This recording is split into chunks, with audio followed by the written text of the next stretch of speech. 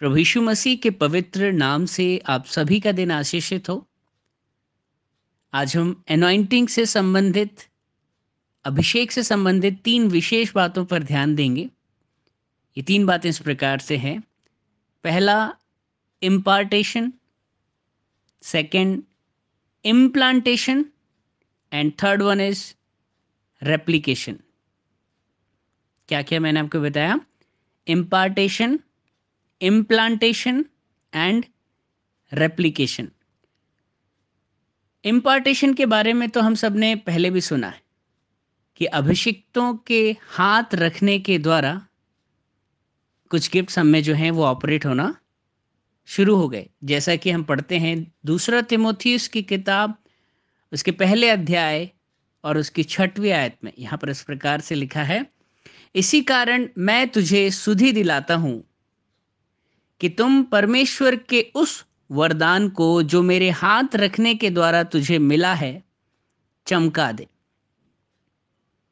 पौलुस के हाथ रखने के द्वारा हम देखते हैं तिमोथियस के अंदर कुछ गिफ्ट्स जो हैं वो ऑपरेट होना शुरू हो गए और तिमोथियस को पौलुस कह रहा है कि तू उन गिफ्ट्स को और चमका।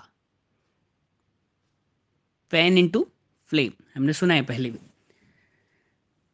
और पंजाब और बाकी कुछ जगहों में भी हम इसे लेइंग हैंड्स प्रेयर के नाम से भी जानते हैं। लेकिन इम्प्लांटेशन क्या है?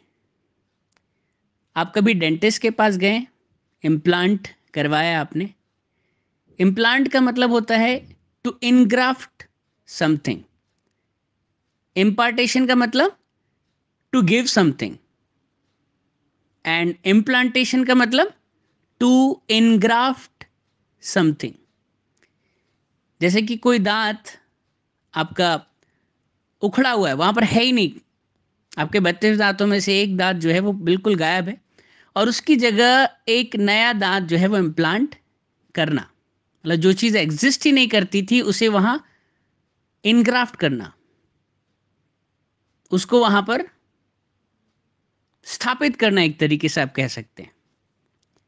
अगर आप बेसिक डिफरेंस समझने की कोशिश करेंगे इम्पार्टेशन और इम्प्लांटेशन में, तो ये कुछ इस तरीके से है कि इम्पार्टेशन बाहर से अंदर की तरफ मूव करती हुई एक प्रोसेस है, आउटवर्ड टू इनवर्ड, ये है इम्पार्टेशन।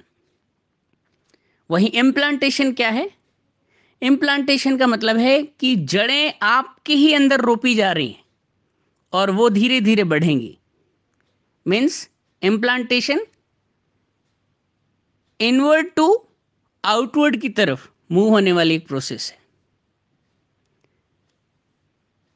आप समझ सकते हैं कि चेलों के हाथ रखने के द्वारा कुछ गिफ्ट्स ऑपरेट होना शुरू हुए, वो इम्पार्टेशन है।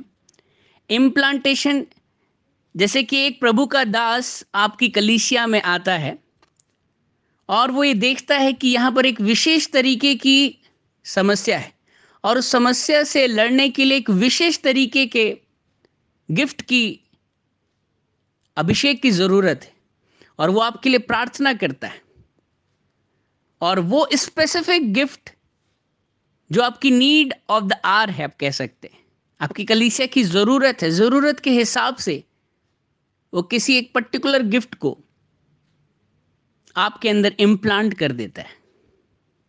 जैसे कि हम देखते हैं कि आपकी कलीसिया में मान लीजिए बहुत सारे जो लोग हैं वो बच्चे की आशीष के लिए परेशान हैं, तो आप देखेंगे कि किसी प्रभु के दास ने आपके लिए प्रार्थना करी और वो स्पेसिफिक एनॉइंटिंग आपके अंदर इम्प्लांट करी। या बहुत सारे लोग जो हैं वो दुष्ट आत्माओं से जकड़े हुए, so you are in need of gift of deliverance. So आप देखेंगे when the servant of the Lord will implant that gift in you, you will start flowing in deliverance ministry. वहीं पर हम रेप्लिकेशन देखते हैं। रेप्लिका सुना है आपने? रेप्लिका मतलब एग्जैक्ट कॉपी। जैसे एक स्टैचू है, एक मूर्ति है, उसकी एग्जैक्ट दूसरी एक मूर्ति बना देना, दैट इज रेप्लिका।